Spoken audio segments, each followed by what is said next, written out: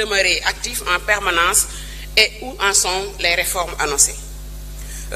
maanaam ci en wolof ñu ngi lay dalal di nuyu aussi gouvernement bi nga àndal ñëw fii mooy aussi di nuyu suñu honorable collègue yi fi teew monsieur le premier ministre suñu njiitu réew mi ginnaaw bi ñu ko tegee ci boppu réew mi dafa xàlloon ay yoon yoo xamante ne nii dina permettre suñu ay institutions de la République ñu gën ko mën a ñoŋal léegi dañu bëgg di la laaj nan la exécutif bi fas yéenaa liggéeyee ak le pouvoir législatif ak aussi le pouvoir judiciaire surtout si jamono joo xamante ne nii ŋàññ bi ñuy ŋàññ suñu justice bari na lool ci réew mi waaye aussi bëggoon nañu tamit ñu xam réforme yi nga xamante ne annoncé woon nañ ko fii ci réew mi fan lañ ci toll jërë ngeen jëf. jërëjëf monsieur le premier ministre vous avez la parole.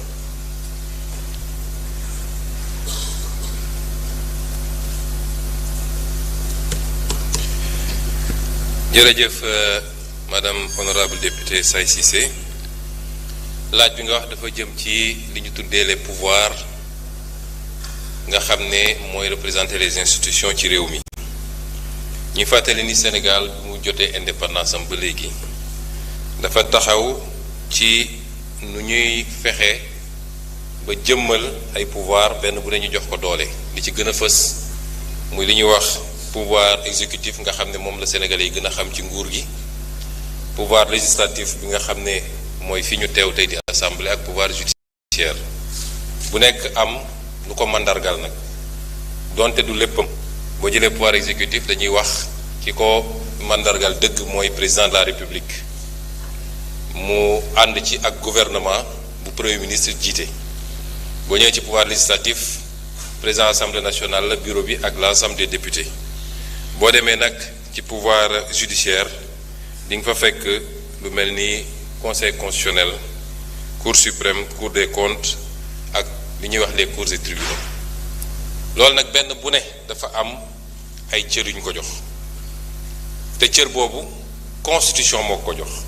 moo tax débat bi léegi dañ koy biaisé li fi nekk ci constitution moom la ñuy doxal constitution moo ne président de la république mooy clé de voûte des institutions mooy le gardien des institutions moom mooy assurer le bon fonctionnement de ces institutions mooy le chef suprême des armées mooy doxal la diplomatie et cetera moom mooy définir la politique de la nation moom moo ne premier ministre am moom mooy doxal la politique de la nation di chef de l'administration jiite gouvernement bi moom moo wax ni justice mooy àtte ci turu Sénégalais yi moom moo wax ni assemblée nationale mooy voter les lois waaye assemblée nationale it mooy contrôler l'action du gouvernement loolu dafa leer nañ kon defe naa polémique mënul am ci loolu pouvoir kenn ku nekk ci ñoom premier ministre président de la république moo koy fal moo koy nommé waaye du ko jox pouvoir am constitution la jóge le premier ministre tient ses pouvoirs de la constitution et non pas de la volonté du président c'est sa nomination qui ressort de la volonté du président moo tax nit ñi suñuy wax dañuy tasaare mais premier ministre li muy liggéey est-ce que dëppoo nag li constitution wax ni lii mooy ay pouvoir am loolu moo jara xool noonu lañ koy xoolee ci justice xool ko ci assemblée nationale bi léegi nag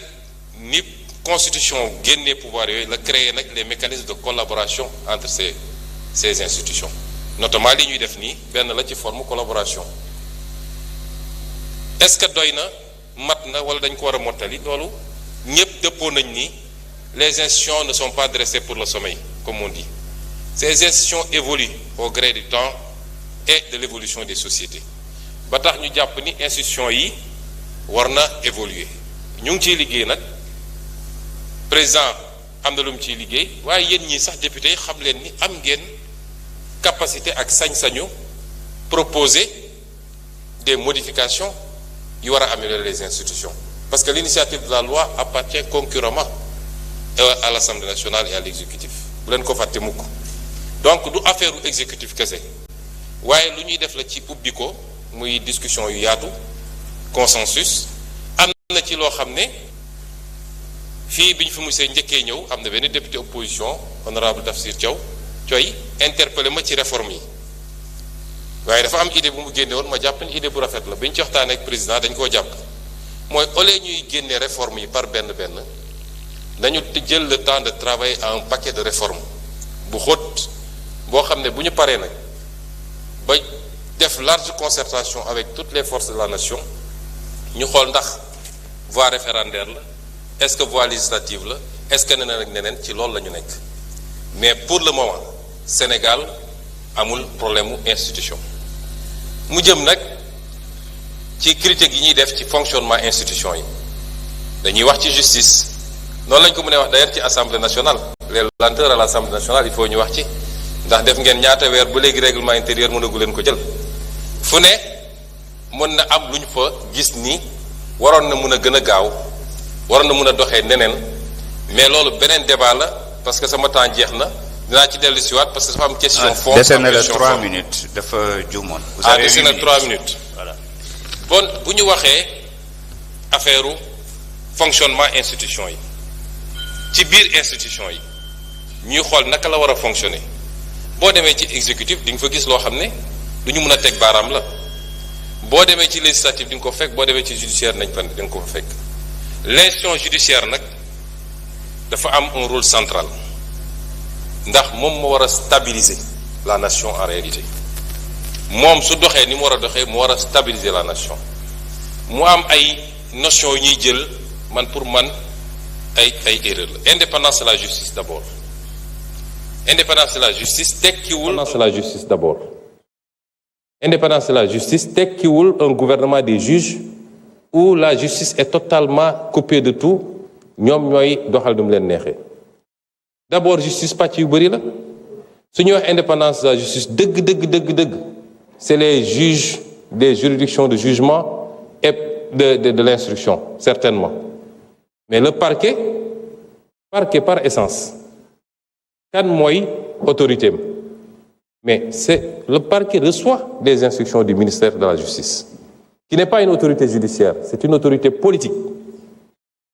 dans le sens de membre d'un gouvernement buy doxal la politique du gouvernement dans le secteur. La politique pénale, c'est le gouvernement qui la détermine, c'est pas les magistrats. Ce que j'entends par politique pénale, mooy ci biir corpus légal bi mënuñu ko génn l'État à tout moment peut dire telle question man jàpp naa ne dama ko war a traiter de manière plus rigoureuse ou alors war na am flexibilité ma jël benn misaal bu ndaw boo jëlee lu mel ni infraction bu jëm ci cannabis loi ne c'est 10 dama joxe exemple rek de su loi ne masalan 10 ans maximum 6 mois minimum selon le moment l'État peut décider que la politique pénale ci instant bi c'est un traitement beaucoup plus doux donc on ne le voit pas au-delà de 2 ans en tout cas ci rek li procureur di requérir wala État ne damay durcir parce que situation bi laaj na ko ça c'est la politique pénale ça relève de l'État warul génn ci cadre lu loi permettre mais État moo koy def la loi dit que le gouvernement chaque ministre a le droit et même l'obligation de saisir la justice sur découvrir une infraction et même d'instruire la justice c'est pour des raisons de rationalité que le gouvernement bi yëpp dajale ko teg ko ci loxo ministre de la justice kon foofu am na un lien ombilical parce que l'ordre public relève de la responsabilité de l'exécutif dans un pays maintenant les juridictions du jugement ñoom dañoo am seen indépendance ñu teg ko ci ñaar yu am solo bu ci njëkk mooy le principe de l'inamovibilité mooy juge bi mënoo parce que neexuma ma ne dama ko fi jëlee ñaareel bi mooy leur soumission obligatoire à la loi ils ne servent que la loi ils ne reçoivent pas d'instruction seen intime conviction la ñuy juger c'est comme ça que fonctionne la justice. Merci beaucoup jërëjëf. Honorable député Al Amin Diouf, vous avez la parole.